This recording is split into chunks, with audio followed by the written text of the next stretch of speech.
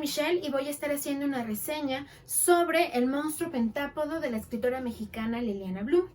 Liliana Bloom nació en Durango en 1974 y es parte de la generación inexistente, la cual está conformada por 100 narradores y narradoras nacidas entre 1970 y 1979 aquí en nuestro país. Entre sus obras podemos encontrar Pandora, Vidas de catálogo, Residuos de espanto y su más reciente publicación, La tristeza de los cítricos. También podemos encontrar un poco de su obra recopilada en El discreto encanto de narrar, 9 escritoras mexicanas de los 70, que son cuentos recopilados o seleccionados por Maritza M. Buendía y Glafira Rocha. El monstruo pentápodo trata sobre la historia de Raimundo Betancourt, quien es pedófilo. Él es un arquitecto que vive en una casa construida por él. Ante los ojos de los demás es un ciudadano modelo porque hace obras de caridad y le gusta como aportar algo a la comunidad, pero pues nadie sospecha de lo que esconde dentro de él y posteriormente en su casa. Este personaje gusta de asistir a lugares que son visitados por pequeños. Sale a escuelas, va a parques, etc. Pero él también es muy listo porque sabe como en los horarios en los que debe de asistir y cuánto tiempo quedarse para no levantar sospechas. Todo esto parece que él lo tiene como muy bien maquinado y muy bien pensado, hasta que en una escuela de natación él ve a una pequeña que le llama la atención y empieza como a visitar más recurrentemente este lugar. Ya no se pone a pensar como en el tiempo que está ahí ni nada, ¿no? Posteriormente empieza a ser como un poco cortés con la recepcionista, que es Aimee, también un personaje clave en la novela, que más adelante lo ayuda a llevar a cabo sus planes.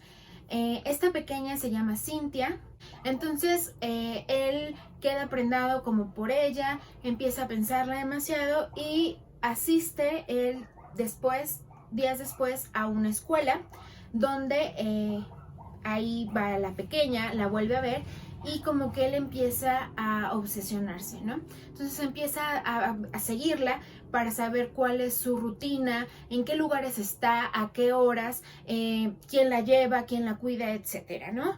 Él a la vez está seduciendo a Aimee, quien tiene una condición, y empieza a cortejarla como llevándole chocolates. Él le cuenta una historia falsa diciéndole que él perdió a su hija y que a su pequeña le gustaban mucho esos chocolates y por eso, por alguna extraña razón, él sigue comprándolos y empieza a regalárselos a Aimee como para quitarse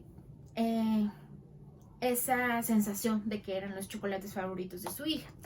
Empieza a conocer a Aimee, empiezan a salir y más adelante entablan una relación.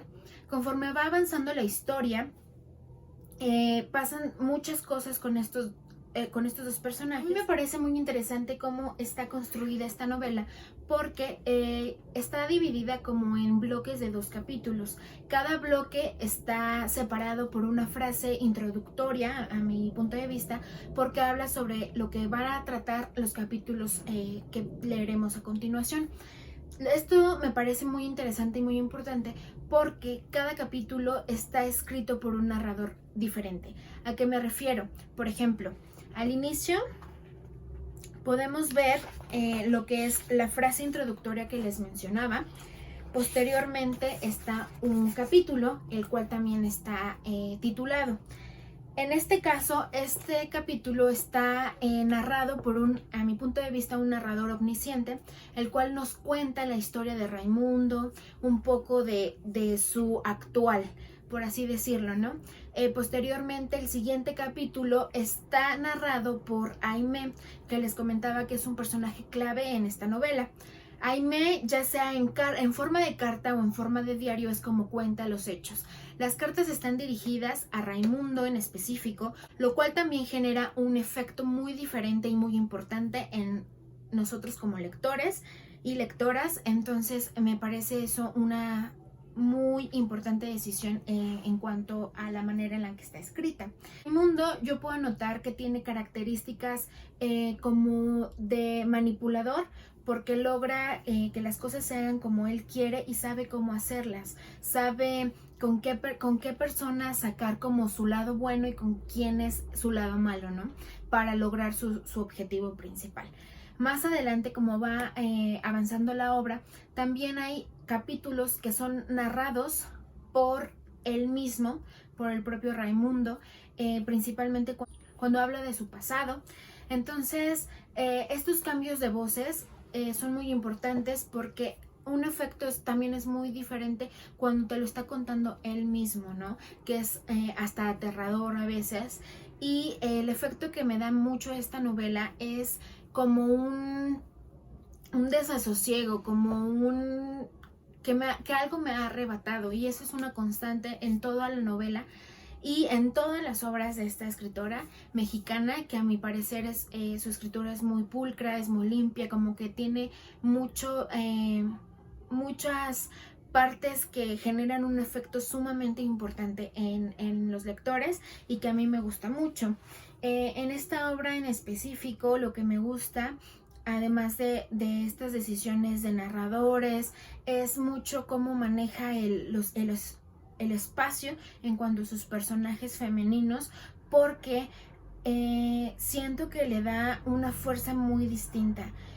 Al ser Aimee una de las personajes que está contando, una narradora, le da cierta fuerza, y que conforme va contando Aimee, también nosotros nos vamos dando cuenta de muchas cosas que ella vivió al lado de este personaje, cosas que también ella vivió antes de llegar con Raimundo, y como que vamos entendiéndola un poquito, cosa que es muy distinta cuando hablamos sobre Raimundo. ¿Por qué? Porque a pesar de que hay momentos en los que hay un narrador omnisciente que cuenta y posteriormente él es el que está narrando todo, no te da ese mismo sentimiento que es con Aimee, ¿no? No te da ese, ¿cómo decirlo? Como esa empatía con este personaje, ¿no? Que por todo lo que estamos leyendo nos parece aterrador. Entonces, si con Aimee sientes esa empatía con su situación, con todo lo que vivió y con lo que vive posteriormente, y entre más avanza la novela, como que sí generamos una empatía con Aimee, cosa que no ocurre con Raimundo. A pesar de que también llega un punto en el que él cuenta su historia y que cuenta su pasado, nosotros no podemos sentir una empatía con él. Y también lo que es importante en esta novela es que Liliana Bloom no hace un juicio ético sobre este tema en específico, tampoco hace una romantización del tema. Lo maneja de una manera en la que, a mi punto de vista, esta novela fácilmente se puede clasificar como terror, porque la realidad es tan fuerte y es tan cruda que como lectores te deja sin aliento. A mí lo que me sucedía mucho en esta novela era que necesitaba dejar de leer, porque de verdad yo ya no podía. Sentía que era algo muy crudo, algo muy real, y que aterraba realmente mucho, porque justamente creo que la realidad es a veces lo más aterrador que podemos vivir, ¿no? Porque él, al ser un vecino modelo, llegó a hacer cosas horribles en su casa y que los vecinos no sabían y no supieron hasta después, ¿no? Entonces te pones a pensar como que, ¿y qué tal si eso me está pasando a mí? O no sé, miles de cosas, ¿no?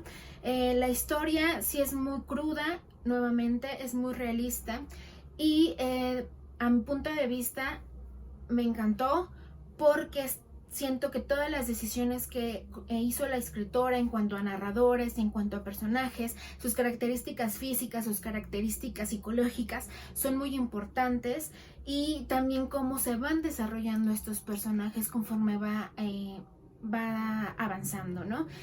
Hay saltos en el tiempo, no es una novela lineal, hay como saltos en el tiempo, hacia atrás, hacia adelante, etcétera, pero creo que todo esto abona al efecto que generan en los lectores.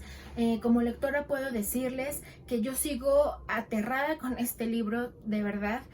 A pesar de que ya llevo un tiempo de haberlo terminado de leer, sigo sintiendo un escalofrío cuando me acuerdo de la historia. Incluso el personaje de Raimundo tiene un gusto por los chicles de canela. Entonces yo cada que veo un chicle de canela, de verdad que me evoca a este personaje. Y eso creo que es algo súper valioso porque pues sigue ese efecto en mí, lo sigue generando y que incluso ya está en mi mente. Entonces ya hay cosas que me recuerdan a esta novela y regreso a vivir esta experiencia al leerla o al recordar la historia de Raimundo, de Cinta y de Aimee. También quiero recalcar que habla en un punto de esta historia sobre la madre, cómo ella está viviendo la desaparición de su hija, qué es lo que hace. Y también a mí me genera mucha empatía con ella y mucha tristeza e incluso, siento el dolor que ella está sintiendo. En el contexto de violencia en el que vivimos, creo que eso es algo que nos mueve mucho y que incluso cuando lo estás leyendo puedes sentir ese hueco que la madre siente al no saber dónde está Cintia. Entonces, cada capítulo, cada letra, cada página de verdad que está llena de mucho sentimiento, de mucha... Es que de verdad no sé ni cómo explicarla, porque sigo pensando mucho en cuáles todas esas emociones que como lectora tuve que pasar para terminar de leerla, desde el horror, desde el sentimiento, la tristeza, el enojo, el llanto, porque de verdad que Liliana Bloom tiene esa facilidad de hacernos pasar por todas las emociones con una novela y seguir teniendo ese efecto tan impactante. Entonces yo se los recomiendo ampliamente, les recomiendo que recurran a esta novela que es de verdad impecable. Nuevamente El monstruo pentápodo de Liliana Bloom, y también les invito a que se acerquen a otras de sus obras que son muy buenas, de verdad, se las recomiendo ampliamente. Y bueno, pues esto es todo, muchísimas gracias.